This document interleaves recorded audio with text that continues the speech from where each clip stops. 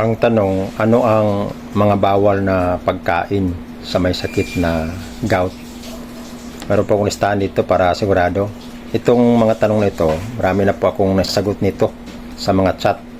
Ito ang pinakamaraming tanong sa akin nung naka-recover ako ng aking sakit, acute gout. Ang number 1 dito, lahat po ng matataas ang purine ng mga pagkain at inumin. Number 2, lahat po ng mga maaalat na pagkain at mga sauce.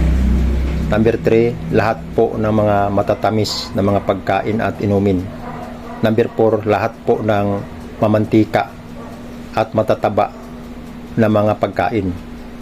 Number 5, lahat po ng mga processed food at drinks. Number 6, lahat ng mga alak at mga sigarilyo. Ito po ang mga bawal na pagkain. Kung iwasan ninyo ito, huwag nyo tikman, hindi kayo aatakihin ng gout. Tested na po ito sa akin. Sa loob po ng 7 taon, naka-recover ako sa acute gout dahil ito hindi ko na tinitikman. Ito lang po yung paraan. Maiwasan po natin yung pag-atake ng gout. Pero kung hindi mo ito maiwasan, aatakihin ka talaga. Kasama na dito ang lahat ng bakery products. Nabilong po yan sa processed food. Yun po ang lahat ng mga bawal na pagkain sa mga sakit na gout. Proven at tested na yan sa akin.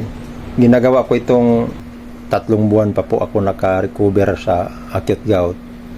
Mula ng 3 buwan, ginawa ko ito sa loob ng 6 na buwan. Araw-araw ko po ito pinag-aralan kung ano talaga yung mga bawal na dapat iwasan sa may sakit na gout.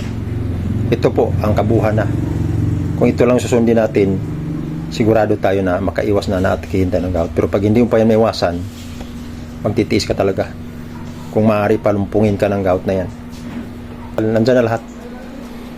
Kumbaga, kumplito na yan. Sana po nakatulong. Maraming salamat po sa Diyos.